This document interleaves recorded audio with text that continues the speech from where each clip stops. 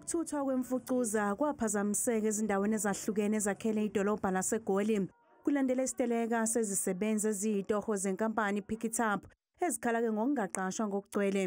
Iziphathimandla zedolobha zithi lesi siteleka sibe nomthelelo ongemuhle ekusebenzeni kwedolobha.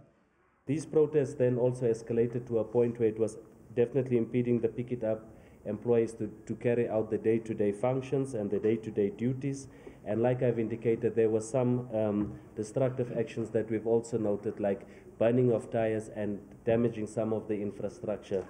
Idolobha seliqale izinhlelo zokungenelela ukukhuculula imfucuza. We have engaged our ad hoc contracts, which are service providers that are contracted with Pick It Up, and they are assisting us by providing us with trucks that clean the city of Johannesburg.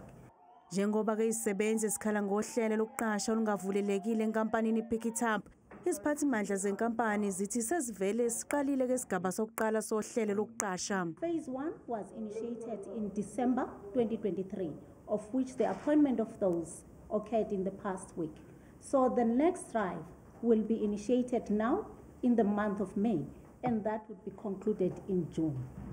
Ukuqoqwa kwemfucuza kuzoqhubeka kuleli sonto kuphinde kuqalwe uphenyo oluzimele ukubheka izinsolo zokuqasha ngendlela engafanele kule nkampani.